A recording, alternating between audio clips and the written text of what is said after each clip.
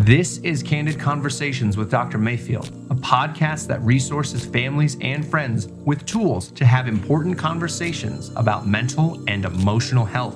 This show is sponsored by Mayfield Counseling Centers, helping you find clarity, hope, and purpose.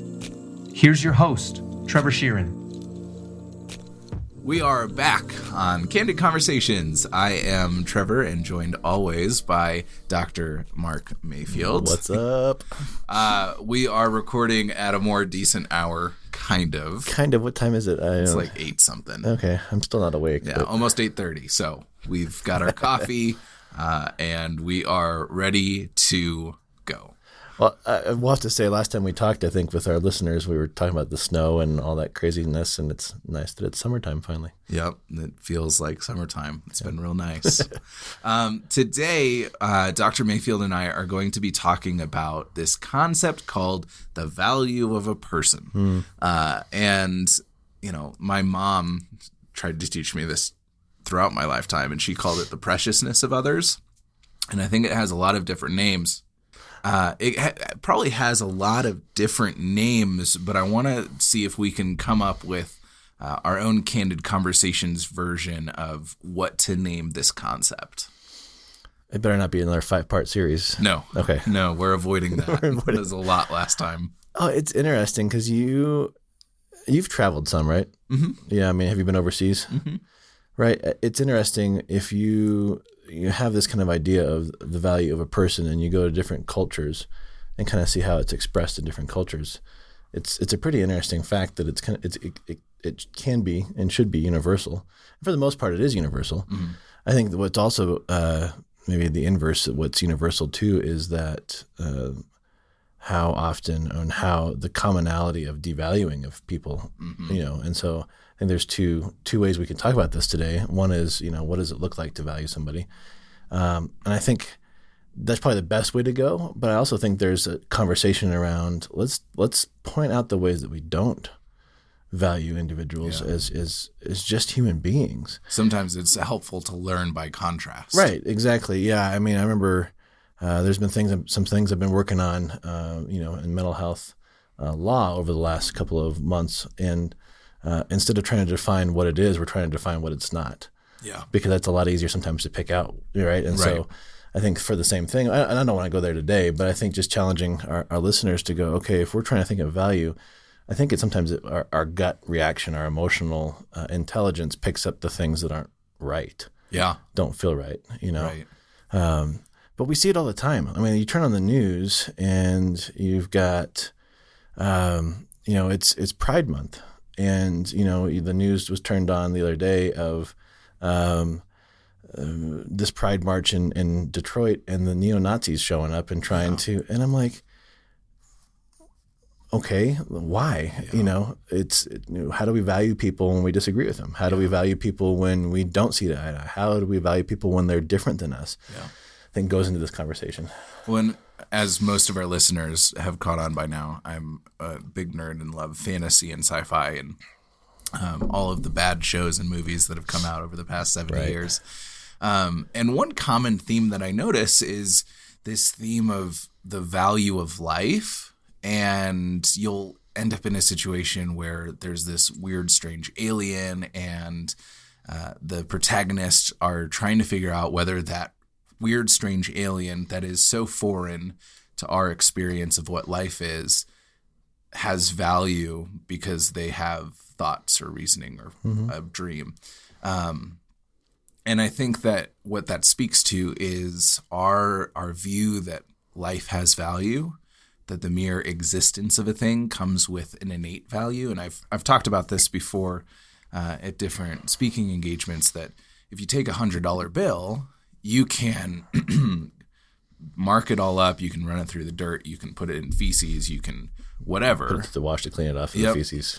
Right. And no matter what state it's in, it's still worth $100. Right. You can even cut it into 4 pieces, burn one of the 4th pieces, and it's still worth $100. And we don't always see ourselves that way because we think, oh, this bad thing happened to me, or I did this bad thing, and therefore I must only be worth I'm a $95 $100 bill. Well, that's where I think the idea of shame comes in and that kind of stuff too. But I think, and I think what you're saying, but you haven't said, was the importance that value doesn't mean that we have to agree. Value doesn't mean that we have to even like each other. Like I cannot like you and still go, okay, you're a human being, and there's value, innate value in the fact that you're a human being. So I'm going to treat you well. Yeah. Right? We might not be buddies, but I'm going to treat you well.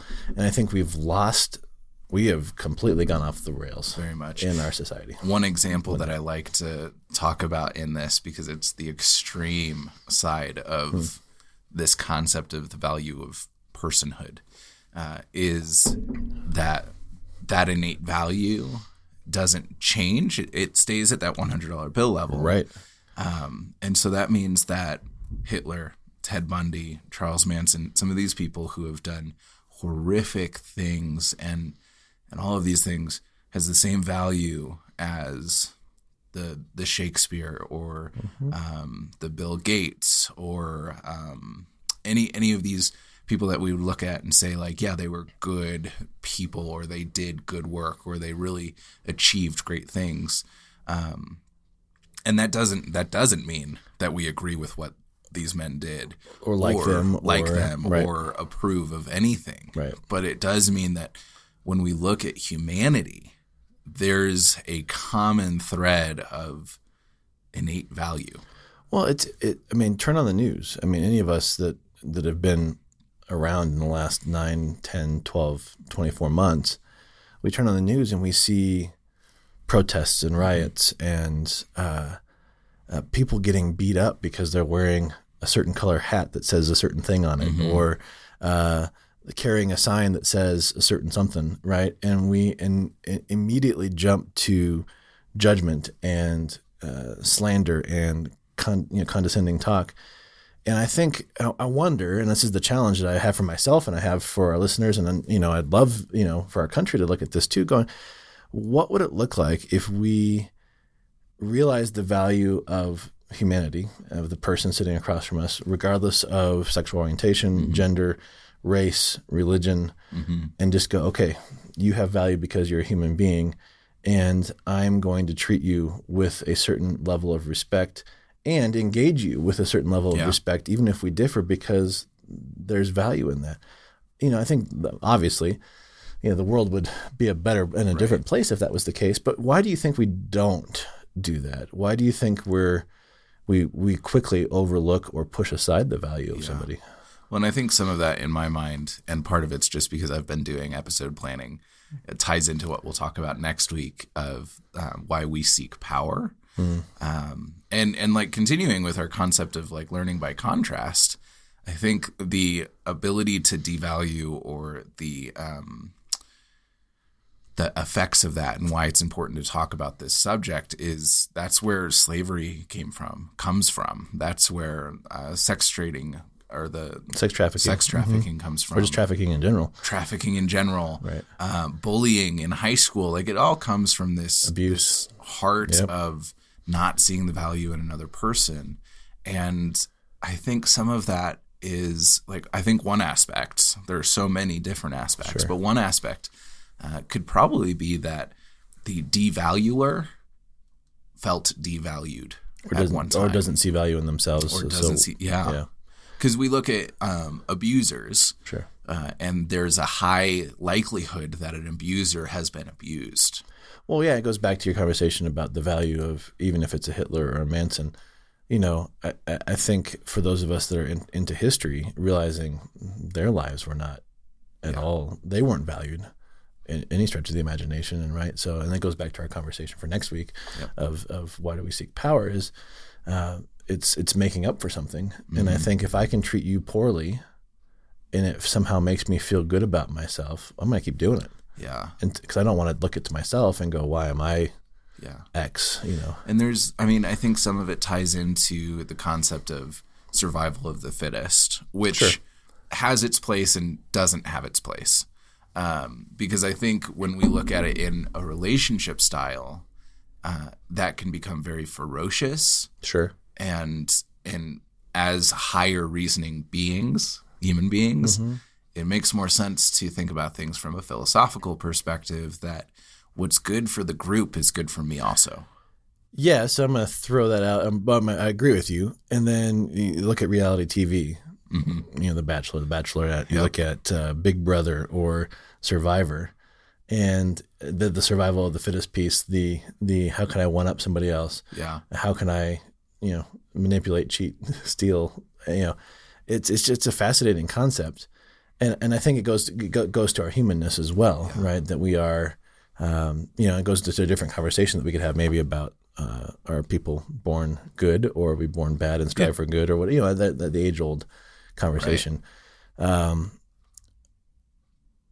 But the value of someone, like you said, I think the $100 bill concept is a fascinating concept. So I think my big question though is there a universal definition of value?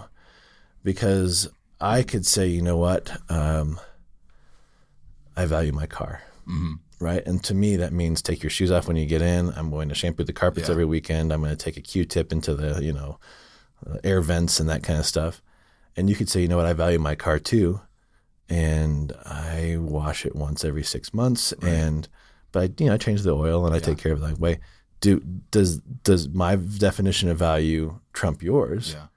And so I don't know. Do you think we do have a universal definition of value, or is it relative? I don't think that we do have a universal one, and I think that's one of the reasons that we see so much strife. I think that, and some of this comes from my own ideology and spirituality. I think that there is a universal definition of value that is given to us as living people. And that when we can align ourselves to that concept, it makes it easier to have these conversations. But I think that ultimately, if we look at even just the basic human rights that we've come to as a planet in understanding, which varies very widely, but it does. Yeah. But overall, there is this general concept that most people can agree to. So the UN, I believe, after World War II, came up with their Declaration of Human Rights. I think it's been modified, probably, and expanded upon, right? But I would be surprised if it hadn't. Yeah. But I think there are a couple that make a lot of sense to me. And the first one is we are all born free and equal, or should be, and these are saying these are the things that every human should have the right to, and it's not saying this is what is, but what should be. That makes sense. And so it's laying out the groundwork of what the value of a person is, and so it starts with being free and equal, and then they talk about we're not discriminating. So it's the ability to see people for their differences and to honor those differences rather than to choose to serve one person because of that difference and another to not serve because of a different difference. And then the right to life, which I think, would make more sense to be first. Right. So the right to life, and then that no person deserves slavery or torture. And I think, there's 30 of them, and I think it's the Office of Human Rights Council is what you would look up, ohchr.org or something like that, to look at them. I think it's interesting for all of us to go through and kind of look through. It's the whole preamble, right? And I don't think, I don't see this as this is the universal law and it should be followed by everybody. But I think it is a really good diving board into this discussion of, can we agree to a couple of these really basic ones that we are all free and equal? The equal part, I think, is really hard. And when we lose that, we find slavery. Well, and it goes into the conversation that we have for next week, too, of why do we seek power? It's if we don't consciously utilize this framework or the framework of value, we're always going to look for a way to one up somebody. Yeah. And we'll talk about that next week. But it's not these conversations are not unique to our present day. No. And if you study history, you go back as far as,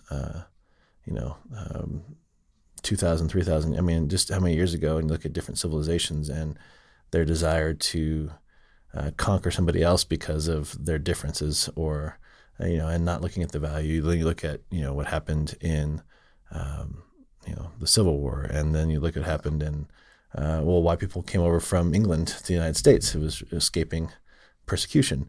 Yeah. You look at World War II, you look at World War I, you look at, I think the intent behind the Gulf War and Iraqi freedom, and obviously we can debate this until we're blue in the face. Right. But and there are individuals who have. Right, exactly. But go watch them if you're really interested in those arguments. Right. But we look at all that and going, okay, why did these things start? Well, it's because one group or subgroup of people were being marginalized. Yeah. Why do you think we have the different movements and marches? Why do we have Black Lives Matter? Why do we have the Pride March? Why do we have, pro-life, pro-choice? I mean, you fill in the blank, and it's going, well, because a certain group is being marginalized or overlooked. And it's interesting because we sometimes have judgment around these different movements. But if we were to come back to the reasons for them, it was because they're trying to reclaim value. Yeah. And it makes perfect sense. I might be disagreed with on our listeners. When it might be a simplified way of looking at things, but that is what we're focused on. And we want to show that maybe it's just one root of the problem. Sure. But it is a part of the problem. Mm-hmm. And so as we come to the close, maybe we just talk a little bit about a few ways that we can today start to see the value in other people and act in a way that is honoring of that value. I'm going to challenge our listeners in this. It starts with us. Do you find value in yourself? If you don't, I'm sorry, but you're not going to be able to find value in other people. You might think you are, but it could be condescending. It could be marginalizing. It could be manipulative. But I think it starts with us. And I know I might be a little bit too simplistic here, but how in what ways do you value yourself? And I'm not thinking prideful, haughty, cocky type of thinking. I'm thinking about just true value. Do you value yourself? Do you take care of yourself? Do you love yourself in a way that is healthy?